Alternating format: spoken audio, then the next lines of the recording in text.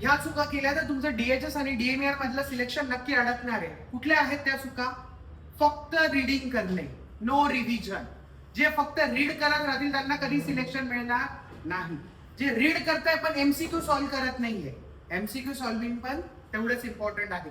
पहिलं रीडिंग, दुसरं MCQ solving, तिसरं पीवायक्यू अनालिसिस. जर तुम्ही पीवायक्यू अनालाइज करणार आणि सॉल्व्ह करणार तर तुम्हाला सिलेक्शन मिळू शकतं.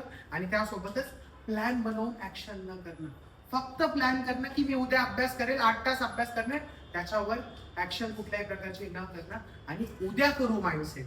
आज नाही, उद्या करू, उद्या नाही, परवा करू, परवा नाही, तेरवा करू, तो उद्या कधी उगवत नाही. म्हणून ज्यावेळेस पण तुम्ही कंटिन्यूटी ठेवणार आहात, डेली प्लॅन बनवणार आहात, एमसीक्यू सोडवणार आहात, पीवायक्यू सोडवणार आहात, डेली त्या टॉपिकची रिव्हिजन करणार आहात, त्याच वेळेस तुम्ही तुमच्या डीएचएस आणि डीएमआर मध्ये सिलेक्शन मिळवू शकता.